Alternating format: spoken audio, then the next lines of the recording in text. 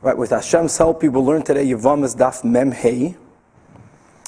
We left off yesterday Yevamos Mem Hey Amud Aleph on top of the page, Meisvei, the third line from the top.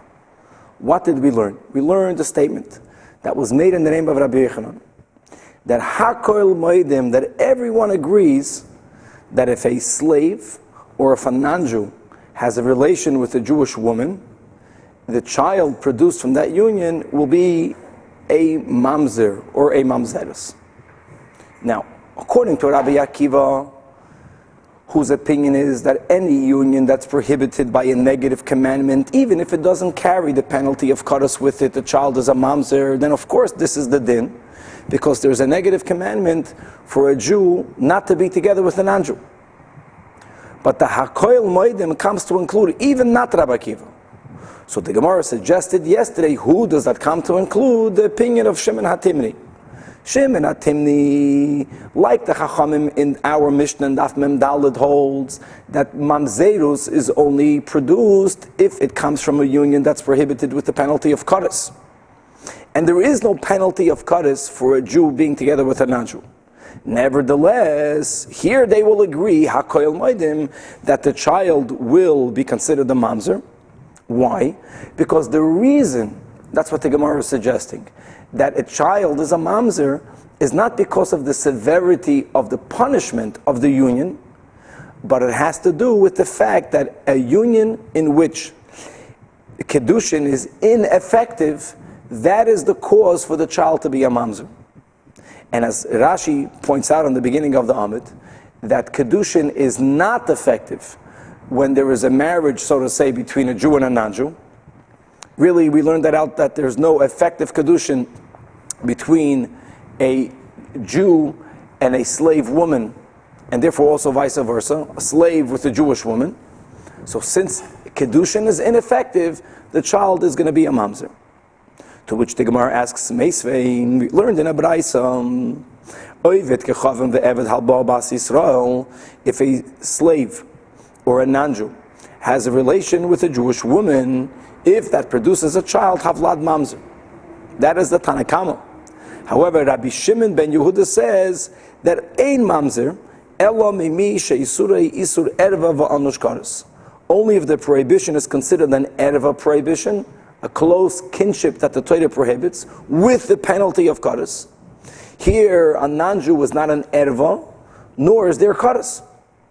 Now, even though the Braisa here was quoting the opinion of Rabbi Shimon ben Yehuda, the Gemara assumes, the Gemara is going to take it for granted that Shimon HaTimni would hold the same thing of Rabbi Shimon ben Yehuda, because both of them hold that it's not an erva. There's no einish kares. So until you find a Tana that explicitly says that the child is a mamzer from the union of a non-Jew and a Jewish woman, you can't just assume that they hold so. So Rabbi Akiva will hold so. But who is the hakoil moedim? Says the Gemara Elam Rabbi Yosef, man hakol moedim, that hakol moedim will be the opinion of Rabbi. Why will Rebbe be different than Shimon HaTimni? Because we're going to find a place where Rebbe explicitly said so, or we are going to find Amoraim that quoted, their teachers that quoted Rebbe that explicitly said that Havlad Mamzer. And mind you, Rebbe holds that whenever there is an Isur Lav, normally Kedushin is Taifis, unlike Rabbi Akiva. Nevertheless, by a non-Jew, Kedushin is not Taifis, and therefore the child is a mamzer. And Afal Gav, that the Rebbe is the one that said that Ein Hadvarim Halolu Amurim Elolo Divrei Rabbi Akiva. Rebbe said regarding a Mishnah that said that if a man does chalitza with a woman, and as we learned together, once chalitza is performed, that brother with that woman cannot get married under the penalty of a lav. The erva of Eishes Ach falls off when he did chalitza, but there is a new lav that kiven shalei bana shuv le'yivna. So what were to happen? That's the case what Rebbe is referring to, where after a man does chalitza with his brother's widow, he then has a relation with her, and we assume that a man doesn't want to have a relation that is outside marriage, so probably they had in mind that this relation should be for marriage. The question is, was kedushin chal? Now the rule normally is that whenever there is no penalty of Kaddish, Kedushin is effective. So there we learned the din that Kedushin is not effective. So on this, Rebbe said that whose opinion is it that Kedushin is not effective? That is only the opinion of Rabbi Akiva. Shahoya oisa chalutza ke'erva, being that according to Rabbi Akiva, even when there's only a penalty of a lav, we react towards a union equally as we react towards a union where there's an isur kaddish. Kedushin is not teifus. But the lay, but Rebbe himself, who doesn't hold it of Rabbi Akiva, if a chalutz and a chalutza have a relation l'shem marriage, the marriage goes into effect. It's usur, they're violating a lav, they need to get a get, but they're married. However, Rebbe said, this is the words of the Braisa, that bo'evid ki chavim ve'eved, but if a slave or a Nanju has a relation with a Jewish woman, Rebbe is maided that the child will, that the marriage is ineffective, and if the marriage is ineffective, the child will be a mamzer. And as we'll see in this entire daf today, that this question, whether a union between a non-Jewish man and a Jewish woman, if God forbid it produces a child, whether the child is a mamzer or not, was something that was debated. It was debated amongst the Tanoim. It's going to be debated amongst the Amoraim, until finally they came to a conclusion. And as we spoke out already yesterday, to go already to the end of the sugya, that we consider that child a non-mamzer. Nevertheless, there were other opinions here in the Gemara that will hold that they are called pegumin, which means that if the child is a daughter, is a girl, that the girl should not be allowed to marry a kohen, and the halacha will be that lechatchila she should not marry a kohen. That's the halacha today. And b'diavad, if she already married a kohen, then we allow them to stay married. Right? This is even more. Okay, let's go on. So it says, "D'chiyasi Rav Dimi Yom Rabbi Yitzchak bar Avudimi b'shum Rabbeinu." That when Rav Dimi came from Israel, he said in the name of Rabbi Yitzchak, the son of Avudimi, in the name of Rabbeinu, in the name of Rebbe, that Oived Kirchavim ve'Eved Habal Bas Yisrael. Rebbe himself said the Vlad as a mamzer. In other words, we have it clearly from Rebbe. Just by the fact that he holds that Kedushin is ineffective, that in itself doesn't make the child a mamzer, even by the father being a Nanju. But the Rebbe said that the child is a mamzer. And where says a story that Rav Acha of Sar Habira, Rav Acha, who was the master of a place called Bira, Rabbi Tanchum, the son of Rab Chia, who lived in the city of Akoi, Paruk, Hanu, Shivuyasa, they once redeemed Jewish women that were captives, also that they were being brought from the city of Armain to the city of Tveria. So these two Jews redeemed them. The mitzvah of Pidyon Shavuim. Baruch atah Adonai Eloheinu Malkeinu Shakol Midvari.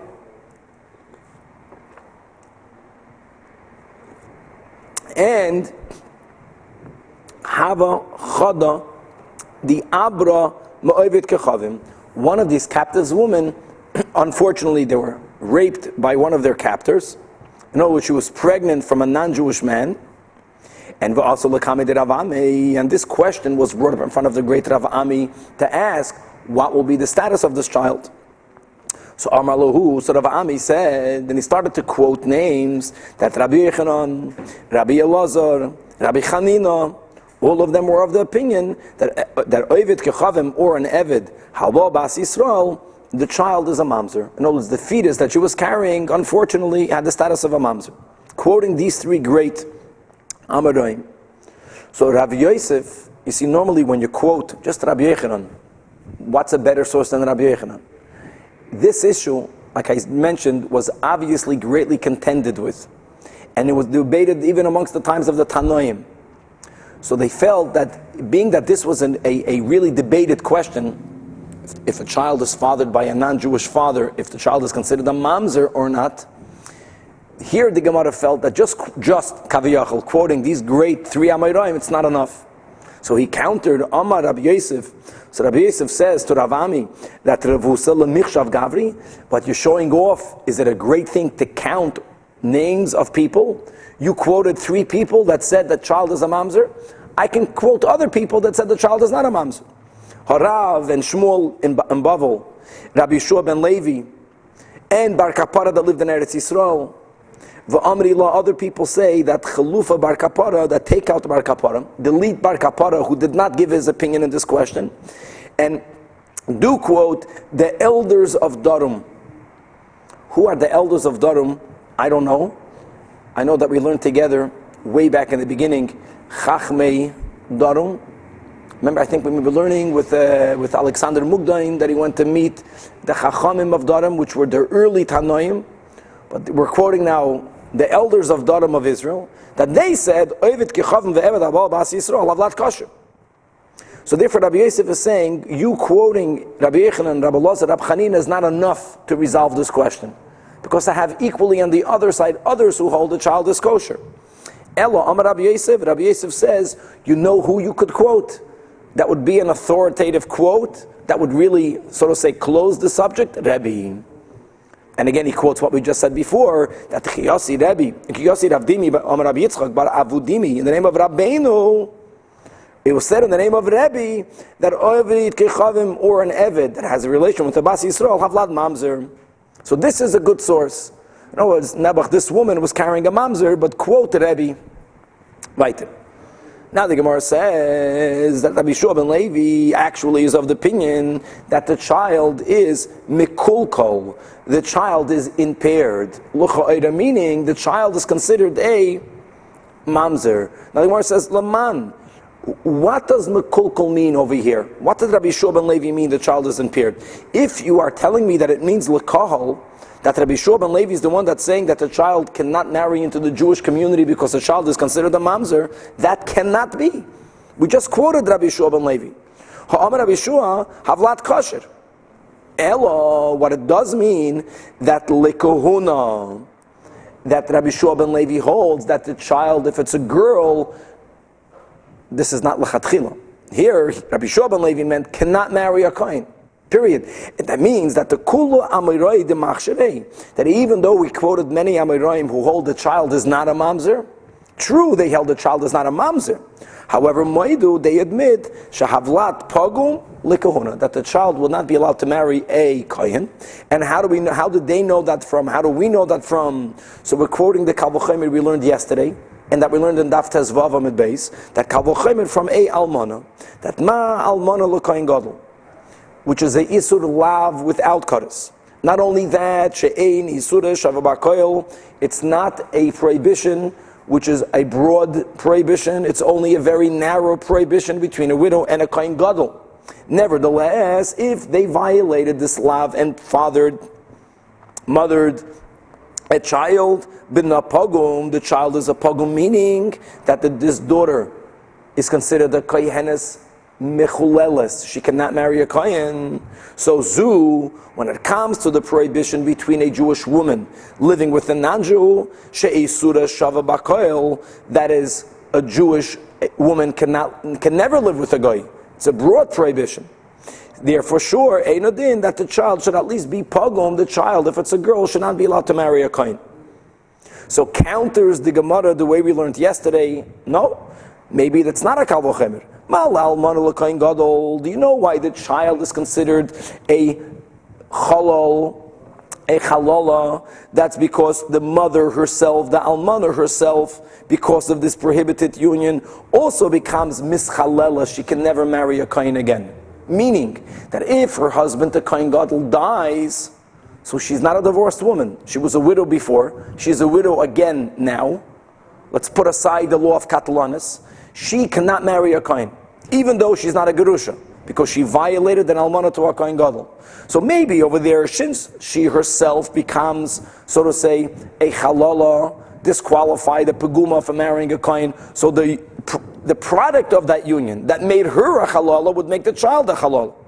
But here not. So says the Gemara here also, because hachinami kivin shenivala, once a woman has a relation with a goy, that relation also disqualifies her from ever marrying a kohen. She also becomes psula under the category of a zaino. And I'll prove it to you. The Amar Rabbi Yechanan in the name of Rab Shimon. What does the Bach add? In the name of Rab Shimon, that how do I know that I oivit kechavim or an eved, that a Nanju or a slave, a non-Jewish slave, that has a relation with either a woman who's a kohenes or on a woman that is from a family of Levium, or on a Yisraelis, shepsula, this Braisa, this Rabbi Shimon, is actually speaking about something similar, which we are equating to the child being psula. Can that person themselves ever eat truma again? So, for example, if she is a kohenes, she can normally eat truma. If she has a relation with a goy, by a kohenes, even if it's against her will, God forbid, she can no longer eat truma, nor marry a kohen. It goes together. And likewise, if the woman is a Levir or a Yisraelis, who married a kohen, who had children with her husband, and the din normally is that if a woman is married to a kohen and her husband dies, if she has children with him, then she will always be allowed to eat truma, because she was married to a kohen and she has children kahanim. But such a woman, if she had a relation with a Nanju, she can never eat truma. Shenemar, as it says, ubas kohen kisi almano grusha, that if a daughter of a kohen, or a kohenes, who married a Yisrael, who fathered children, who did not father children, then if her husband divorced her, she goes back to her father's home. When can she go back to her father's home? If she was with a man who can divorce her, from whom she can become a widow, because they were halachically married, and therefore she becomes a halachic widow. So this comes to exclude a union between a Jewish woman and an Eved Kechavim or an Eved, which is halachically not considered a marriage. So halachically she can never get divorced, nor can she become a widow. She never goes back to her father's home. In other words, a kohenes that has a relation with a goy can never eat truma again. And therefore the child that's produced from that union, she becomes a peguma, will also be a peguma, kalochemer ma'almana, and even the people that hold that Havlad is not a mamzer, the child cannot marry a kohen. Amalei Abaye, so Abaye tells Rabbi Yosef, let me ask you, my chazes the samchas ad Rav Dimi. Why are you accepting the version of what Rav Dimi? That when Rav Dimi came from Eretz Yisrael, he said that the child produced from a goy and a Jewish woman is a mamzer, because that's what Rav Dimi said. Why don't you rely on Ravin's version? That the Chiyasir Ravin, he said in the name of Rab Nosson. He said that Ravin said that Rab Nosson and Rabbi Yehuda HaNasi moirim bala hetera. Fakert, Rabbi Yehuda Rebbe holds that the child is not a mamzer. Uman Rabbi Yehuda HaNasi Rebbe. So now we have an argument about what was Rebbe's opinion. What is Rebbe's opinion? He's saying that Rebbe's opinion was Havlad is kosher. Likewise, Va'af Rav moirim bala hetera. Rav himself, and as we'll see, we're going to use Rav as the final opinion over here, held that Eved Kechavim, Halbo al Bas Yisrael, the Vlad is not a mamzer. True, like we said before, there's some type of pegam, but the child is not a mamzer. And how do we know that Rav held like this lenient opinion? A story. And this is a very interesting story, and there are many side dinim that are learned. The story is quoted a lot by Jewish authorities, benegeh to Shidduchim, as we'll see in a moment. There was a person who came to Rav. Amar Lei, and this person tells Rav, let me ask you a question. An Eved Kechavim or an Eved? A Nanju or a non-Jewish slave that had a relation with a Jewish woman, Habal Bas Yisrael. Mahu, what is the status of the child? This was the great question. So Amar Loi Rav Paskint, like the lenient opinions, Havlad is kosher. That person who asked the question was such a child. His mother was a Jewish woman, his father was a goy.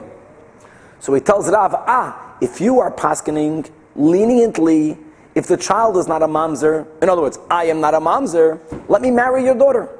Amar Lei Havli Beratech. I want to marry your daughter. So Rav tells this person, true, you're not a mamzer, but just because you're not a mamzer, it doesn't mean my daughter has to marry you.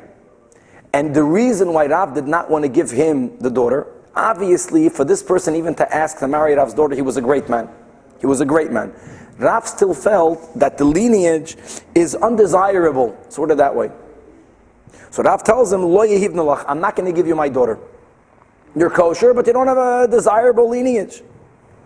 So Amar Shimi Bar Chia Rav. So Shimi Bar Chia made the following statement to Rav. That Amri Inchi, people say, this is a very interesting Talmudic expression, that Gamla, that a camel in the country of Madai, a kabarakta, can dance in an area of only a kav. A camel takes up a lot of space. A camel hardly fits into the area which only holds a kav. But he says that in Madai, a camel can somehow dance and never leave the kav. What he really meant to say is, my father always says this expression, that if you want to say a lie, say that over there's this awesome thing that's happening. It's almost impossible. You can't go there to prove the guy otherwise.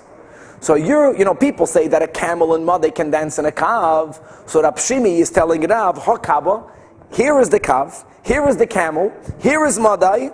In other words, here is the question: if a person who's coming from a guy with a Jewish woman, is this person a mamzer or not? You are the one that says the child is not a mamzer, so allow him to marry your daughter. You're not dancing.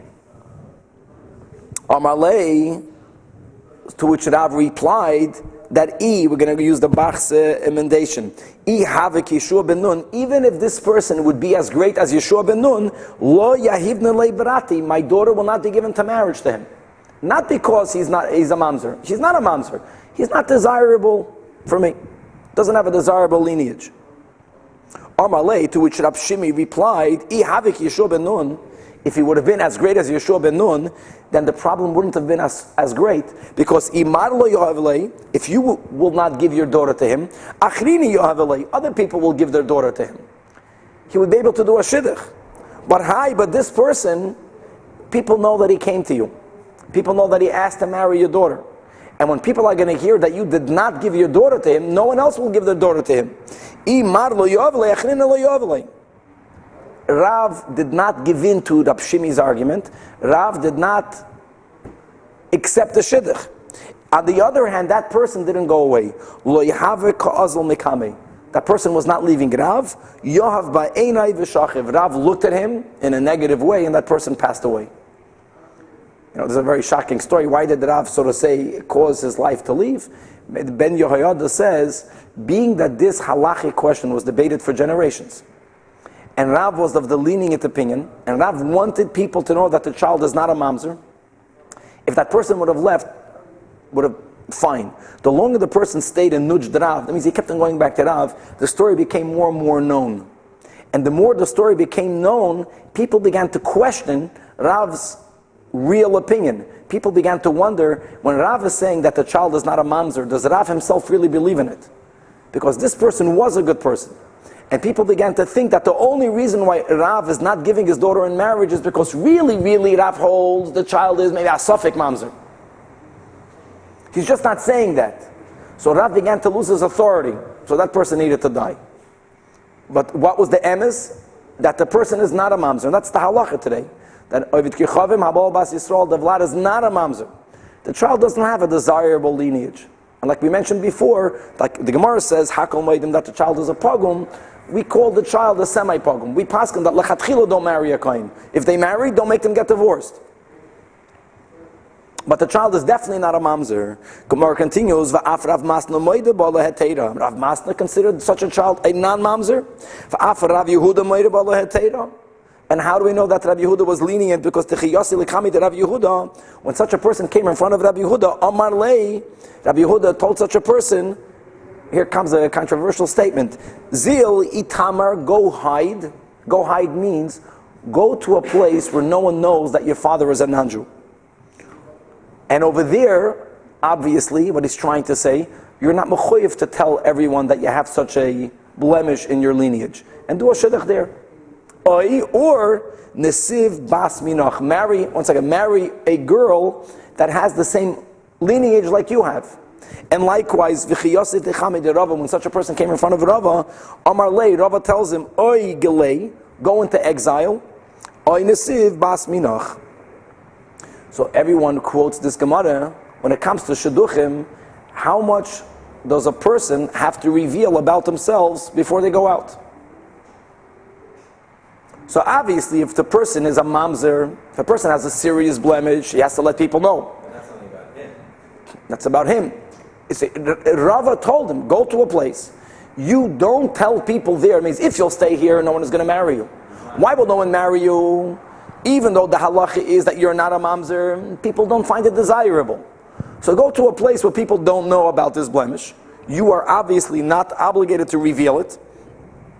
People ask Genevas Das. People even ask Mekachtos. So all of these shilas you have today on Shidduchim, halachically, what does have to be revealed, what does not have to be revealed. These are one of the Gemaras that are quoted as sources that if a problem is not considered serious, however that will be defined, then there's no obligation to reveal it.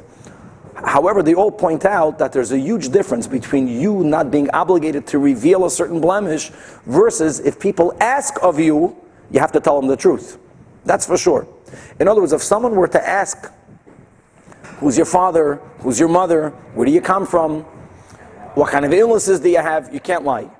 But on the other hand, if it's a non-serious blemish, and this is applied also when it comes to illnesses, whoever is going to define what is serious, what is not serious. If a person always has migraine headaches, do you have to be megala to the shadchan? I want you to know, tell the girl's family. I'm not saying yes or no, but there are certain areas where you don't have to reveal a blemish if you're not asked, and they quote this Gemara as a source. Interesting. Let's move on. Says the Gemara, a new question, that Sholchu lei b'nei Beimachsia, the residents of the city of Beimichsei, of Michsei asked Rabbah, and this was their question. Obviously, this was common, relatively common. There were slaves then, and we learned many dinim regarding the unique half-slave, half-free man, Chatzi Evet, Chatzi Ben Chayden, a man, a slave, that was owned by two owners, two partners, and one partner gave this slave a document of emancipation. So half of his owner freed him. So he's considered a half-free man, a half-slave. We learned about him before. Really, we learned that such a person, the Beis Din is going to go over to the other owner and they're going to encourage him to free him. Obviously, the compensation, the financial compensation will have to be here. But such a person can never get married. But before he was emancipated, he's half slave, half free man. What happens if Habal Bas Yisrael Mahu? What happens if such a person has a relation with a Jewish woman? What's the status of the child? So Amar Lei, so Rabbi answered, Hashta Evet Kulei Amri Kasher. Now that we finally resolved this question, and we paskin the way Rav paskins, the version of Rebbe, Ravin's version, that the vlad of an Eved and a Bas Yisrael is not a mamzer. So he says if that's the case, then for sure, if he's only half slave, then why do you even ask the question? For sure this child is not a mamzer. So Amar Rabbi Yosef, so Rabbi Yosef says, no. And he says, Mor the Shmaitza, who is the author of the opinion that the child from a full Eved and a Bas Yisrael is not a mamzer? Turning the page, Manu, Rav Yehuda. That is the opinion of Rav Yehuda. Yeah, Rav Yehuda himself said that Misha Chetzi Eved v'Chetzet ben Chayden Haba Bas Yisrael Oisavlad Ein Lo Takon, that even Rav Yehuda that is lenient with the Eved and a Bas Yisrael, if it's a half slave and a half free woman, he holds the child will be considered a mamzer. The child has no takana. So first of all, why are you, Rabbi, saying as a given the child is kosher? Rav Yehuda said the child is a mamzer. So the Gemara answers, because the question will be, why would Rav Yehuda hold so? So answers the Gemara, Ki itmed, you know when Rav Yehuda said that such a product is a mamzer, that's only where this Chatzi Evet Chatzit ben Chayden went over to a Jewish woman and he gave her kedushin. Now think about it. Only a free man who gives kedushin to a Jewish woman, only that kedushin is chal, only that kedushin is effective. Being that he's a half free man and a half slave, so the kedushin that he gave her was effective from the free part of him, but it was ineffective for the slavitude, for the servitude in him, for the Chatzi Evet. So the Chatzi Evet had a relation with whom? With a married woman. So that is why Rav Yehuda said the child is a mamzer. The nimtzat tzad abdu shabai, the slave part in him is mishtamish, had a relation with the ish. Even though she's a married woman to him, but she's not a married woman to him. Halachically, she's a married woman to the half-free part of him, Gavaldik. Which means that what we're saying now is that even the lenient opinions will hold that if an Eved has a relation with a married Jewish woman, then the child will be a mamzer. Why? Because she's a married woman. And that's something which again will be debated. And as we'll see, that there will be opinions that will hold that not only if a goy having a relation with a Jewish woman, and God forbid produces a child, not only is that child not a mamzer, but even if the woman was a married woman, that means if a Jewish man, not her husband, would have a relation with her, the child would be a mamzer. Still, if the father was a goy, the child would not be a mamzer. So that will be contended. So the Gemara counters back, that's not the right answer. Because the Nahardoin, the Jews that lived in Nahardoin, said in the name of Rabbi Yaakov, that Ledivrei Paisel, that the people who hold that if the father is a Nanju, the child is a mamzer, that is even if the mother, the Jewish woman, is a non-married woman, the Pnuya. But Ledivrei HaMachshir, but the opinions who hold, like Rav Yehuda, right, and like Rebbe and like Rav, the opinions that hold that if the father is a Nanju, the child is a non-mamzer, that is even by a married woman, the child won't be a mamzer. And what will be the logic of that? I mean, she's a married woman, and Vishneim, both these opinions, loy limdua ela me'eshes av. You should know, Bachlal, how do we know that there is a mamzer? Forget about Rabbi Akiva.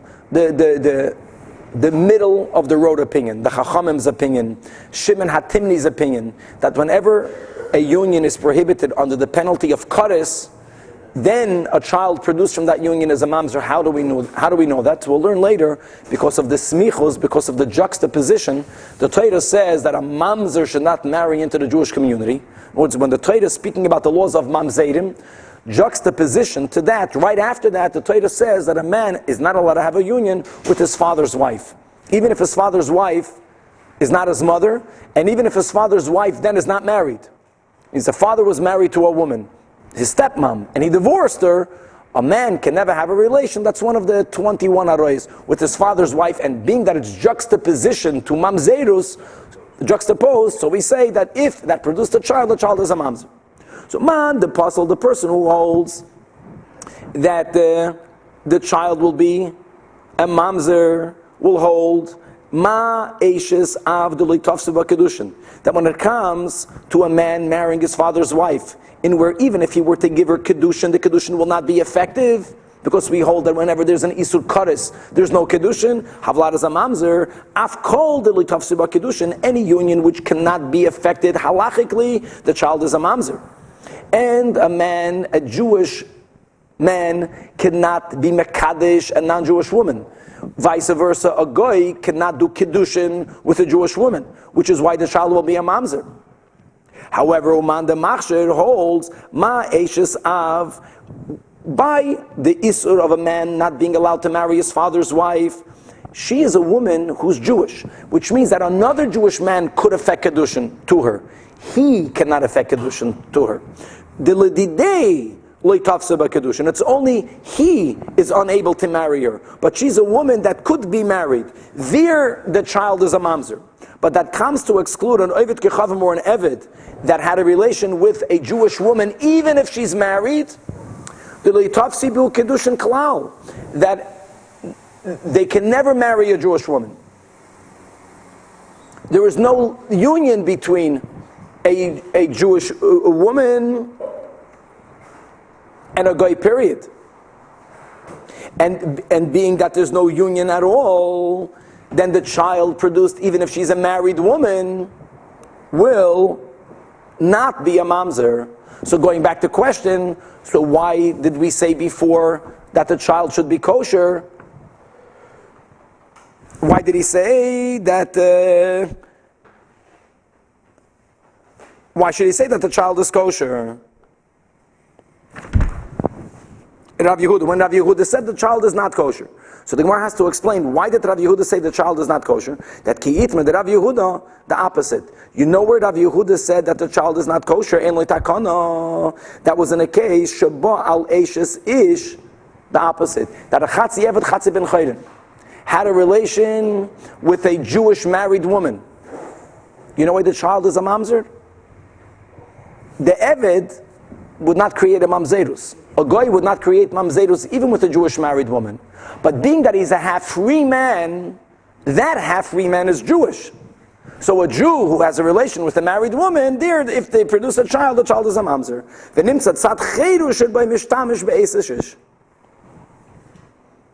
So that's going back to Rav Yehuda's statement, which then will vindicate that when they asked the Rabbi,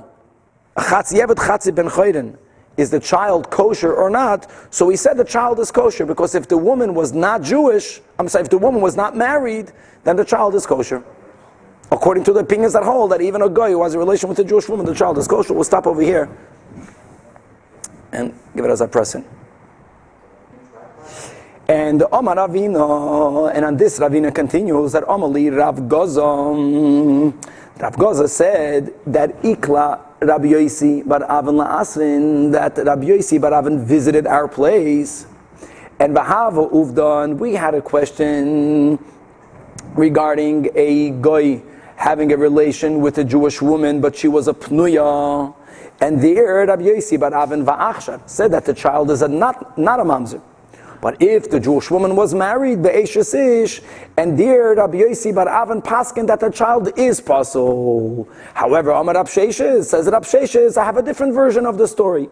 That lididi Amali Rav Gaza. Rav Gaza repeated the same story to me. However, loy Rabbi Yosi bar Avin have it wasn't with Rabbi Yosi bar Avin, ella Rabbi Yosi bar Abzvida. Have it was with another Ramayra, and like we learned before, va'achshar, and his heter wasn't only when the goy had a relation with a Jewish woman that was a single Jewish woman, bipnuya, but he held that even if the relation is with a Jewish woman that's married, then the child is still not a mamzer. Continues the Gemara with the story. Omar Rav Acha b'rei de Rabba l'Ravina. Rav Acha told Ravina, told Ravina, that Ikla Ameimar la'asrin, that Ameimar once visited our town, and he also va'achshar bein bepnuya bein be'eshes ish. Concludes the Gemara with the sugya v'hilchasa oived kechavim ve'eved. Habal bas Yisrael, the vlad is kosher bein bepnuya bein be'eshes ish. And that's the final conclusion of the sugya. So the child is not only not a mamzer if she's a pnuya, neither even if she's a married woman. Now the Gemara says the following: that Rava Achsherei l'Rav Mari bar Rachel, Rava considered Rav Mari a kosher Jew. As you can see here, he's called Rav Mari bar Rachel. Rav Mari, the son of Rachel. That's very unusual. Normally in the Gemara, when we give a person's name and his father's name, it's his father's name. He's called Rachel because this Rav Mari, his father was someone called Asir. Asir was a goy, and he was part of a gang that kidnapped Rachel. And Asir had a relation with her. And later Asir himself converted. And even though Asir is a Jewish man, became a Jewish man, being that when he conceived Rav Mari, he was then a Nanju, so we call Rav Mari Baal Rachel. But what happened over there? It was a goy. He was a goy who had a relation with Rachel. And as we learned before, there were opinions that held that the child is a mamzer. So Rava, doesn't matter. So Rava, first of all, considered Rav Mari a non-mamzer. And not only was he not considered a mamzer, he was a kosher Jew, but Umane, he appointed him as a pursi, as an officer in some town in Bavel, which was another chiddush. In other words, even though we learned, it says in the pasuk regarding appointing a king, it says, Soim tasim alach melech, appoint is a double lashon, and from the double lashon we learn that the din, as we will see in a moment, that a king has to be mikerev achecha, has to be Jewish, doesn't only refer to a king, but any person appointed as an officer over the Jewish community. Soim tasim, double lashon. Kol mesimais sha'ata mesim, any appointment amongst the Jewish community. Al yu ela mikerev achecha, it has to be from amongst a Jewish person. And therefore one might have thought that if he's not considered a full-fledged Jew, then you can appoint him. Hi, this Rav Mari, kiven the imam Yisrael, mikerev achecha korinon bein. Taka, when it comes to a king, it's good to know the din is that a king has to be someone whose father and mother is Jewish. That's only when it comes to a king, or to an appointment that goes on the level of a king. But when it comes to just an officer, he's considered not only not a mamzer, but he's considered mikarev achecha. There are certain Rishonim, I think it's the Maratz Chayes, who quotes the story that we learned here together in Masechtas Rosh Hashanah, I think in the beginning, regarding Daryavish, who was the son of Esther. And we see from the way the Gemara refers to him, he was kosher, Melech Kasher Hoya, and then Shehichmitz, and they changed his name from Kodesh to Daryavish, but it's clear that he was not considered a Jew. The question is, his mother was Jewish. So there are certain Rishonim that say that it depends how the child is raised. It's interesting that if the child is raised as a Jew, then he's considered a Jew. And we paskin that he's a not mamzer, like here. But if the child is raised as a goy, then he might be considered, according to those Rishonim, as a goy, who would need to undergo a gerus. And he did not undergo that gerus, so he was considered a non-Jewish king. Let's go weiter. Avdei, very interesting dinim in the laws of gerus now. Avdei de Rav Chia bar Ami, the slave of Rav Chia bar Ami, at belo, lahi ha'ovedes chachavim, he toiveled a certain non-Jewish woman, but she was toiveled only l'shem insa. Only the word insa means for marriage, but what it means over here is that she was a nida, and he told her to toivel because a nida, when she purifies herself at the end of the 7 clean days, needs to go to the mikveh. In other words, when she went under the water, she did not do it l'shem gerus. She did it only to take away tumas nida. And Amar Rabbi Yosef, says Rabbi Yosef, that yochilna la'achshurei ba ubebrata. I can say that both this woman is kosher and her daughter is kosher. So let's understand what happened over here. The Eved of Rav Chia bar Ami is an Eved Kanani, who taka went to the mikveh l'shem avdus, but that's the sugya. A goy or an Eved have here the same category. Now he had a relation with a woman who was a Vedes Kechavim, but to fill in the blanks, she was a woman that went to a Beis Din, and she wanted to convert herself. And for a woman to convert herself, Mila is not Shayach. She needs to have going to the mikveh and Kabbalah HaMitzvahs. Bizman Habayis is also a carbon, but this is not during the times of the Beis HaMikdash. This woman accepted the mitzvahs in front of a Beis Din, but for some reason at that time she did not go to the mikveh. This is very unusual. So the question here would be, she went to the mikveh later, but when she went to the mikveh later, she only did it for nida. So comes along Rav Yosef and he says that he's going to quote a Rav Asi who had a similar case, and he said that the mikveh that was done l'shem nida, what is really nida? Nida is in order for a person to have a higher level of purity. It's l'shem kedusha. So he considers that mikveh, even though it was not done l'shem gerus, being that it was done by a woman who already was mekabel the mitzvahs in front of a Beis Din, because one needs a Beis Din to have a giur. So there was the Beis Din, there was Kabbalah HaMitzvahs, and there was a mikveh. So he puts this all together and he considers her a Jewish woman. So now you have a Jewish woman that an Eved had a relation with. But what is the maskana of our Gemara? That the child is kosher. So he said, Rabbi Yosef says that both she is a Jewish woman, the mother, and Ubeberat, and the daughter is a kosher Jewish boy or girl, whatever the daughter is a kosher Jewish girl. But why is she herself Jewish? Exactly like the story in the Psak Din of Rav Asi. Rav Asi says when he heard of a case of this woman who had Kabbalah HaMitzvahs in front of a Beis Din, and then she went to the mikveh without a Beis Din, not in front of a Beis Din. And when she went to the mikveh, she didn't have in mind l'shem becoming a Jewish woman, but she had in mind to take away the tumas nida. So Rav Asi says, "Miloi tavla linidusa." Did she not have in mind l'shem kedusha? That should work. So it works here also. And why is the daughter kosher? Because we paskin that Ovid Kechavim or an Eved. Here there was an Eved. The Eved of Rav Chia, but an Eved. Hababas Yisrael of Ladas kosher. And now the Gemara quotes a story of Rav Asi that there was a woman. The Habakari lay. There was a person that people in the neighborhood were calling him, you are the son of Aram Ayasa. You are the son of a non-Jewish woman, of an Armenian woman.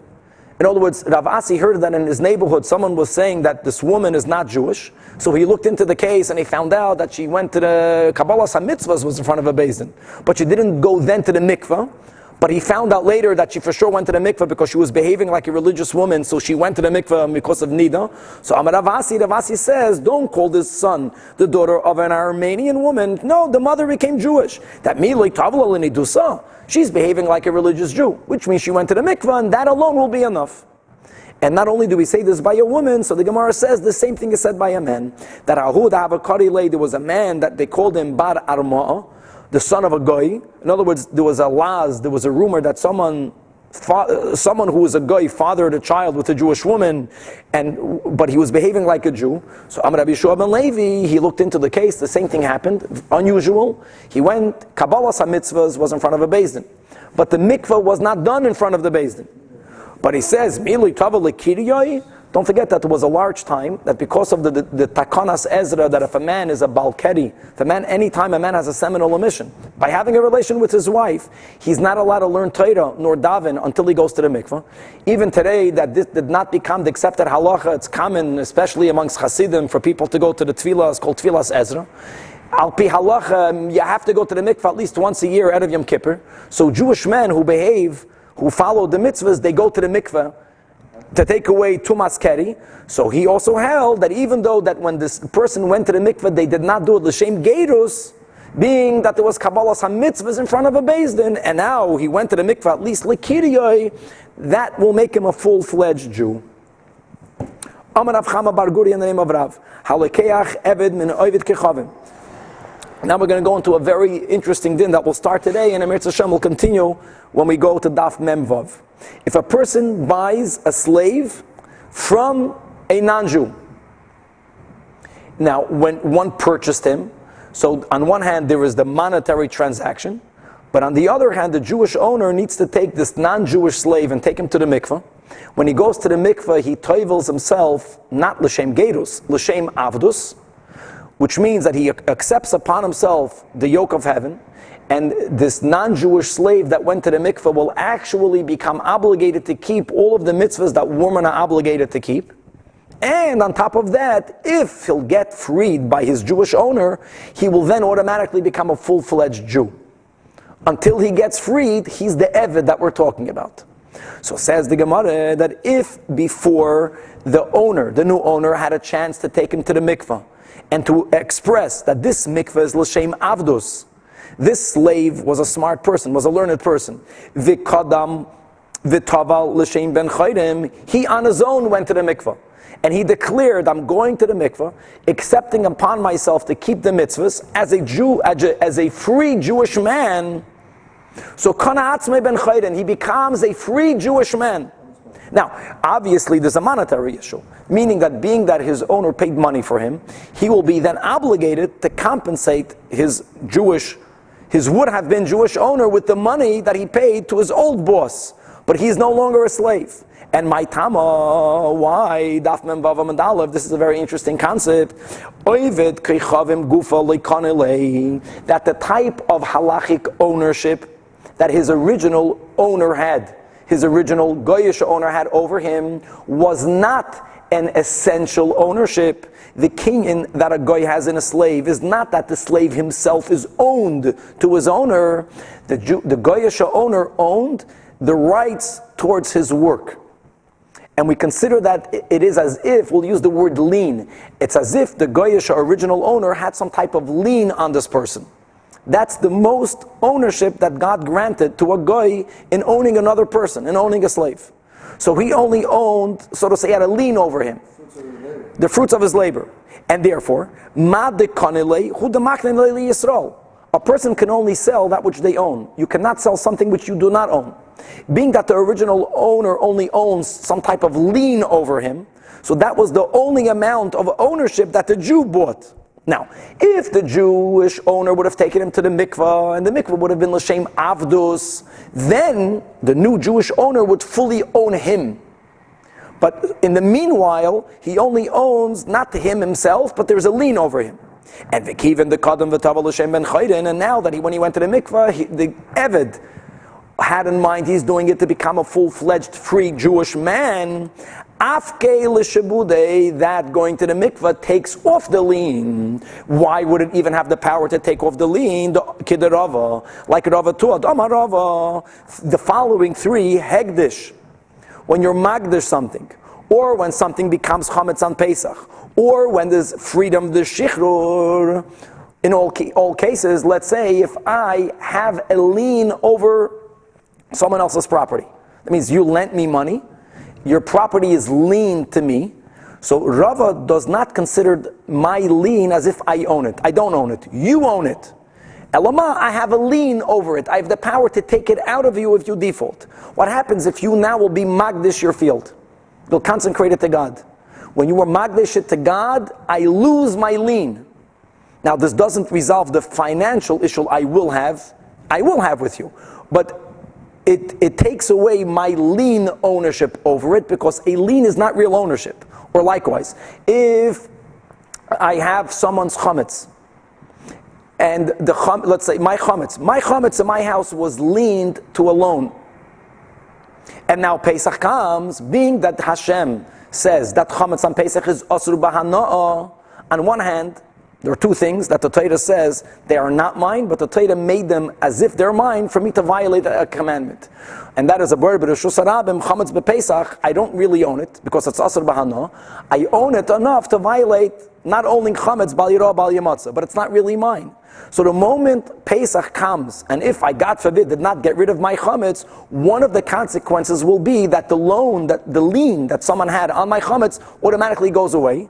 And likewise shichrur, if a slave was liened to a loan, but not a slave owned by a Jew, a slave that's owned by a Nanju was liened to a loan, and then that slave was freed altogether by the Goyish owner. The freedom releases the lien, mafkin midei shibud. So now that this person with this wisdom, with this knowledge, toiveled himself l'shem cheiros, that freed up the lien that the Jewish new owner had, because he only had what the Goyish owner sold to him, and he becomes a full free person that will owe the money to his ex-owner, to the Jewish ex-owner, the money that he laid out. There's a nice Hasidic word that if a person has a lien, if there are liens, the IRS put a lien on your property, so you have to be magdish yourself, become a little bit holier, burn your chametz, be more free to keep the mitzvahs, and mafkiin l'dei shibud, and Hashem is going to help that the lien will be taken away from you, and Eretz Hashem to be continued.